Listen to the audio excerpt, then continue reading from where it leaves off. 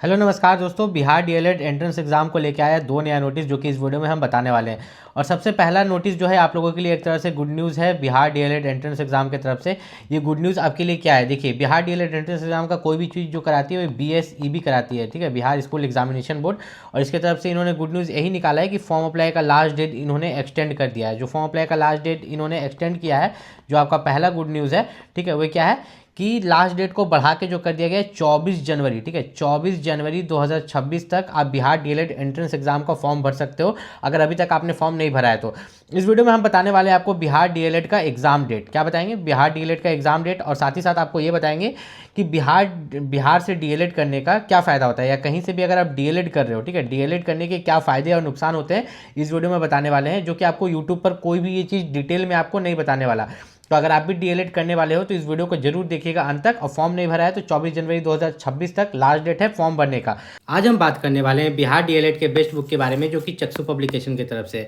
अगर आप Bihar DElEd entrance exam की तैयारी कर रहे हो, 2026 में एग्जाम देने वाले हैं, तो चक्षु पब्लिकेशन का ये बुक आपको मदद करेगा Bihar DElEd entrance exam crack करने में। इस बुक में आपको मिलते हैं 3000 से भी ज़्यादा objective question, 8 solve question papers, ठीक है। इस बुक की सबसे खास बात यह है कि ये इस बुक में आप देखिएगा कि सबसे पहली बात तो ये आपका पूरा सिलेबस को कवर करती है, आपका जितना भी सिलेबस है उसको ये कवर करती है। और इस बुक की एक खास बात भी है जो कि इस वीडियो में मैं आपको यहाँ पर बताने वाला हूँ। देखिए यहाँ पर जब हम नीचे जाएंगे तो सभी बुक में आंसर्स दिए रहते हैं, तो यहाँ पर चक्षु पब्लिकेशन का जो ये बुक है बिहार डीएलएड का, इसमें भी आंसर्स दिए गए हैं, जैसे 1 का बी, 2 का ए। लेकिन इस बुक की सबसे खास बात यह है कि इसमें डिटेल में आंसर दिया गया है कि 1 का बी क्यों होगा डिटेल में, 2 का ए क्यों होगा डिटेल में, 8 का सी क्यों होगा डिटेल में। डिटेल में आंसर देने का फायदा यही है कि इससे आप क्या कर सकते हैं, किसी टीचर की जरूरत नहीं, आप खुद से यहाँ पर तैयारी कर सकते हैं। जिसमें आपको दिक्कत आए आप डिटेल वाला उसका आंसर आके यहाँ पर देख सकते हैं चक्षु पब्लिकेशन की इस बुक में। यहाँ पर अगर आप देखिएगा तो चक्षु पब्लिकेशन का ये कॉम्बो पैक भी आता है, जिसमें कि आपका स्टडी गाइड रहता है, ठीक है, और बिहार डीएलएड एंट्रेंस एग्जाम के लिए बुक रहता है। इसको परचेस करने के लिए जो लिंक है वीडियो के डिस्क्रिप्शन में दिया गया है। तो बिहार डीएलएड का जो बेस्ट बुक है चक्षु पब्लिकेशन की तरफ से, उसको अगर आप परचेस करना चाहते हैं तो इसी वीडियो के डिस्क्रिप्शन में लिंक दिया गया है, वहाँ से जाकर आप परचेस कर सकते हैं। तो सबसे पहले हम यहाँ पर बात करें कि आपका जो एंट्रेंस एग्जाम होता है, अभी जो आप बिहार डीएलएड का ये जो आप एंट्रेंस एग्जाम दोगे, तो एंट्रेंस एग्जाम देने के बाद, ठीक है, एंट्रेंस एग्जाम देने के बाद या तो आपको गवर्नमेंट कॉलेज मिलता है या तो आपको प्राइवेट कॉलेज मिलता है। क्या मिलता है? Private college. तो गवर्नमेंट कॉलेज आपको कितने मार्क्स पे मिलता है? देखिए टोटल एग्जाम आपका 120 नंबर का है। अगर आप 120 में से 90 प्लस ला रहे हो, कितना ला रहे हो? 90 प्लस मार्क्स, तो आपको गवर्नमेंट कॉलेज मिलने के चांसेस बढ़ जाते हैं। लेकिन आप 70 के आसपास ला रहे हो तब आपको प्राइवेट कॉलेज मिलता है। भले फर्स्ट काउंसलिंग होता है, सेकंड काउंसलिंग होता है, ठीक है। इसमें एक रैंक भी होता है, रैंक भी डिसाइड करता है कि आपको प्राइवेट कॉलेज मिलेगा या गवर्नमेंट कॉलेज मिलेगा, ये भी आगे चल के आपको बताएंगे। लेकिन सबसे पहले हम यहाँ पर बताते हैं कि आप जो बिहार डीएलएड में जो आप एंट्रेंस एग्जाम देते हो, ठीक है, सबसे पहले आप क्या देते हो, ये वाला आप एंट्रेंस एग्जाम दोगे। इस एंट्रेंस एग्जाम में टोटल आपके 120 क्वेश्चन है और 2.5 घंटे का समय है, ठीक है, 120 क्वेश्चन है और समय आपको 150 मिनट मिलता है। 2.5 घंटा मतलब 150 मिनट होता है, इतना समय दिया जाता है। कोई भी नेगेटिव मार्किंग नहीं होता, पूरा 120 क्वेश्चन में 120 क्वेश्चन बना दीजिएगा ना, तब भी आपको यहाँ पे किसी तरह का दिक्कत नहीं होगा, कोई नेगेटिव मार्किंग नहीं है। मतलब मान के चलिए 120 में से मैं 120 अटेम्प्ट कर देता हूँ, ठीक है, अब उसमें से मैं 40 गलत कर देता हूँ तो मुझे आ रहा है 80, लेकिन जो 40 गलत किया उसका नेगेटिव कटना चाहिए ना, लेकिन कोई भी नेगेटिव मार्किंग मेरा यहाँ पर नहीं कटने वाला है। उसके अलावा अगर हम यहाँ पर बात करें तो आपके जो यहाँ पर आप देख रहे हो कि हिंदी से 25 क्वेश्चन आ रहा है, मैथ से 25, साइंस से 20, सोशल स्टडीज से 20, जनरल इंग्लिश से 20, लॉजिकल रीजनिंग से 10, टोटल 120 क्वेश्चन। तो ये हर चीज़ को कवर कर रहा है, ठीक है। आप देखिएगा आपका हिंदी भी कवर हो रहा है, मैथ भी, साइंस भी, तो आपका हर सब्जेक्ट मजबूत होना चाहिए अगर आप यहाँ पर इस एग्जाम को निकालना चाहते हैं। उसके बाद यहाँ पर बात करें, मैंने जैसे बताया था कि बिहार डीएलएड एंट्रेंस एग्जाम करने से आपको फायदा है या नहीं है। देखिए सबसे पहले आप एंट्रेंस एग्जाम देते हो, एंट्रेंस एग्जाम अगर आप निकाल लेते हो तो आपको सरकारी या गवर्नमेंट कॉलेज में एडमिशन मिलता है। मान के चलते हैं कि गवर्नमेंट कॉलेज में एडमिशन मिलता है, तो 2 साल का आप कोर्स करते हो, ठीक है, 2 साल का डीएलएड का कोर्स करते हो। 2 साल का डीएलएड का कोर्स करने के बाद आप एग्जाम देते हो सीटीएट। सीटीएट मतलब होता है सेंट्रल टीचर एलिजिबिलिटी टेस्ट, ठीक है, या आप देते हो एस्टेट, ठीक है। एस्टेट आप जिस भी स्टेट से हो, मान लो कि आप बिहार से हो तो आप बिहार एस्टेट दोगे, झारखंड से हो तो झारखंड टेट दोगे, यूपी से हो तो यूपी एस्टेट दोगे, ठीक है। तो ये जो है ये एंट्रेंस एग्जाम ये भी होता है एक तरह का सीटीएट या एस्टेट।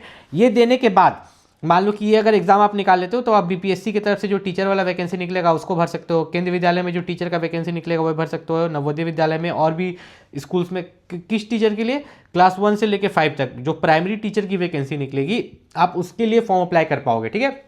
जितने भी बच्चे ये वीडियो को देख रहे होंगे उसमें से मुझे पता है कि 50% बच्चों को ये बात पता होगा, लेकिन ये बात तो पता नहीं होगा ना रैंक के बारे में और सीट्स के बारे में कि इस बार बिहार डीएलएड में कितने सीट्स है। तो टेंटेटिव सीट्स जो बिहार डीएलएड में आपको देखने को मिलेंगे लगभग 30,000 सीट है, ठीक है। जिस 30,000 सीट्स में से अगर बात करें तो आपके 9,000 सीट्स गवर्नमेंट कॉलेज के लिए रहेंगे और लगभग 21,000 सीट जो है प्राइवेट कॉलेज के लिए रहेंगे। 9,000 सीट्स गवर्नमेंट कॉलेज के लिए है। इसका मतलब जो रैंक आपका आना चाहिए, ठीक है, ऑल ओवर रैंक जो आपका आना चाहिए 9,000 के अंदर ही आना चाहिए, ठीक है, 0 से लेकर 9,000 के अंदर में, तब जाके आपको गवर्नमेंट कॉलेज मिलेगा। अगर 9,000 से ज़्यादा रैंक आता है फिर तो आपको यहाँ पर प्राइवेट कॉलेज मिलेगा। फ़ायदा क्या है गवर्नमेंट कॉलेज और यहाँ पर प्राइवेट कॉलेज का, तो फीस का फ़ायदा है, ठीक है। अगर यहाँ पर बात करें गवर्नमेंट कॉलेज की फ़ीस क्या होती है, तो देखिए गवर्नमेंट कॉलेज की जो फीस होती है, यहाँ पर मैं आपको सीधा सीधी बता दूँ कि यहाँ पर जो गवर्नमेंट कॉलेज की फ़ीस होती है 10,000 रुपये सालाना, ठीक है। तो 2 साल का कोर्स होता है तो लगभग 20,000 हुआ। अब किसी बच्चे का 20,000 की जगह 22,000 खर्च हो गया, मान लो कि 1,000 एक साल का फॉर्म फीस, एग्जाम फॉर्म भरने का पैसा उसा लग गया, तो वो बोलेगा सर आप 20,000 बताए थे 22,000 लग गया, तो थोड़ा मोड़ा आगे पीछे चलेगा, लेकिन 20,000 के आसपास 2 साल का कोर्स आप कर ले रहे हो, वो भी डीएलएड टीचर का कोर्स मात्र 20,000 में गवर्नमेंट कॉलेज से, बहुत अच्छी बात है। लेकिन इसमें एक चीज़ है कि आपको रेगुलर क्लास करना पड़ेगा, ठीक है, मैं हर चीज़ बताता हूँ, मेरिट और डिमेरिट दोनों, इसमें आपको रेगुलर क्लास करना पड़ेगा। दूसरा आता है आपका प्राइवेट कॉलेज। अब यहाँ पर प्राइवेट कॉलेज के बारे में बात करें तो प्राइवेट कॉलेज का फीस यहाँ पर जो है मैं आपको डिटेल में बता देता हूँ। देखिए प्राइवेट कॉलेज का फीस जो है सालाना 60,000 है, कितना, 60,000 रुपये सालाना है। तो 2 साल का लगभग आप यहाँ पर देखिएगा तो आपका 1,20,000 हो गया, कितना, 1,20,000 फीस हो गया। और ऊपर से इसमें जो है क्लास इसमें ना के बराबर करना पड़ता है, इंटरनल एग्जाम देने जाना पड़ता है। जो ग्राउंड रियलिटी है वो मैं आपको यहाँ पर बता रहा हूँ, ठीक है। तो बिहार डीएलएड का अगर आप यहाँ पर तैयारी कर रहे हैं तो एक चीज़ का खास ख्याल रखिएगा कि आपको सभी सब्जेक्ट पर फोकस करना होगा। ऐसा नहीं कि आप किसी एक सब्जेक्ट पर फोकस कर सकते हैं। और इसमें फॉर्म फीस जो रखा गया है, ठीक है, अभी लास्ट डेट 24 जनवरी तक है, 24 जनवरी तक आप फॉर्म अप्लाई कर सकते हैं। फॉर्म फीस जो रखा गया है SC ST के लिए मात्र 760 रुपये, बाकी सभी के लिए 960 रुपये फॉर्म फीस यहाँ पर रखे गए हैं। साथ ही साथ यहाँ पर बोला गया है कि मिनिमम क्वालिफाइंग मार्क्स 35% है, लेकिन इससे कुछ नहीं होता है, आपको वहाँ पर रैंक लाने के लिए ज़्यादा से ज़्यादा मार्क्स लाना पड़ता है। नॉर्मलाइजेशन की बात करें तो यहाँ पर नॉर्मलाइजेशन भी होता है फर्स्ट शिफ्ट और सेकंड शिफ्ट पर। देखिए बिहार डीएलएड का जो एग्ज़ाम है वो कब होगा, मैं ये आपको बता दूँ कि मार्च में। कब होगा, मार्च 2026 में आपको बिहार डीएलएड का एग्ज़ाम देखने को मिलेगा। लेट क्यों हो गया, आपका एग्जाम तो जनवरी में ही होना था, तो और लेट क्यों होते जा रहा है, क्योंकि बिहार डीएलएड एंट्रेंस एग्जाम का फॉर्म भरने का डेट बढ़ गया। अभी 24 जनवरी तक तो फॉर्म ही भराएगा, उसके बाद आपको और समय लेगा वे, फिर उसके बाद एग्जाम सिटी निकालेगा, फिर एडमिट कार्ड निकालेगा, तब तक आपका मार्च 2026 तक बिहार डीएलएड का एंट्रेंस एग्जाम लिया जाएगा। और एग्जाम जो चलता है लगभग 1 महीना चलता है, और एक दिन में 3 शिफ्ट में एग्जाम होता है। तो 3 शिफ्ट में एग्जाम होता है तो इजी शिफ्ट और हार्ड शिफ्ट भी आ जाएगा। तो इस कारण से इसमें नॉर्मलाइजेशन भी, बिहार डीएलएड में जो भी आपका फीस लगता है गवर्नमेंट कॉलेज और प्राइवेट कॉलेज में, वो स्कॉलरशिप के तहत आपको वापस मिल जाता है।